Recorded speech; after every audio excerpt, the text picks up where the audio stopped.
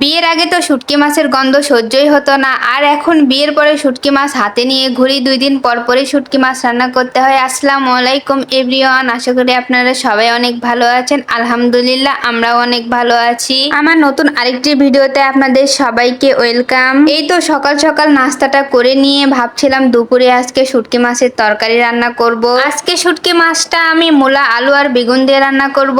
মূলা দিয়ে শুটকি মাছ রান্না করলে খেতেও ভালো লাগে, আর এই মূলা দিয়ে শুটকি মাছের তরকারিটা আপনাদের ভাইয়ের অনেক পছন্দ। আজকে আমি নিজে যেই শুটকি মাছটা রান্না করছি, বিয়ের আগে আমার আম্মু ঠিক এভাবে শুটকি মাছ রান্না করতো। যদি দেখতাম কোনোদিন শুটকি মাছ রান্না করতো, বাড়িতে মাথায় তুলে ফেলতাম, কেন শুটকি মাছ রান্না করেছো। আর যদি কোনোদিন দেখতাম কোনো তরকারিতে মূলা দিয়েছে, তাহলে তো সেদিন খাওয়া দাওয়াই বন্ধ করে দিতাম। কিছু কিছু বাঙালি আছে বিয়ে হয়ে যাওয়ার পরে নতুন বউকে গিয়ে বলে তোমার শ্বশুর শাশুড়িকে নিজের মা বাবার মতো দেখবে। আরে ভাই, মেয়েরা নিজের বাবা মার সাথে যে আবদার করে, এটা খাবো না, এটা করব না, এটা নিব না, তার যদি এক বিন্দু মাত্র যদি শ্বশুর শাশুড়ির সাথে একদিন করে, পরের দিনই ব্যাগপত্র গুছিয়ে তারা বাবার বাড়িতে পাঠিয়ে দিবে। তারপরেও আমার মনে হয় প্রতিটা মেয়ে নিজের মায়ের চেয়ে তার শাশুড়িকে বেশি দেখে, বেশি ভালোবাসে। আপনারা একটা কথা বলুন তো, আপনারা কি কখনো আপনার নিজের মাকে বলেছেন মা রান্না করেছি এসে খেয়ে যাও, তোমার কোন কোন কাপড় ময়লা হয়েছে দাও ধুয়ে দে। কিন্তু আমরা রান্না বান্না করে সবকিছু গুছিয়ে নিয়ে শাশুড়িকে ডাক দিয়ে বলি মা আসেন ভাত খান, আপনার কোন কোন কাপড় ময়লা হয়েছে দেন ধুয়ে দেই। তারপরও সেই শাশুড়ি আমাদের উপরে কত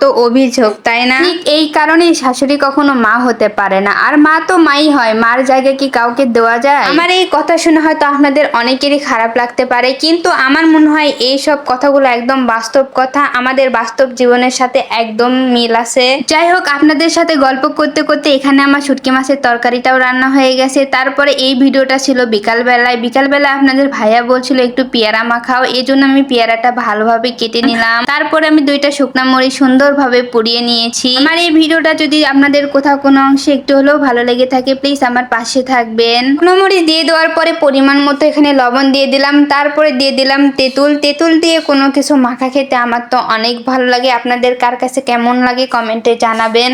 এখন আমি সবগুলো উপকরণ একসাথে মিশিয়ে নিব ভালোভাবে। তারপরে এর ভিতরে আমি একটু সরিষার তেল দিয়ে দিলাম। পেয়ারা মাখাটা খেতে অনেক মজা হয়েছিল। যাই হোক, আজকের ভিডিওটা এই পর্যন্তই, দেখা হবে নতুন কোনো ভিডিওতে। সে পর্যন্ত আপনারা সবাই ভালো থাকবেন, সুস্থ থাকবেন। আল্লাহ হাফেজ।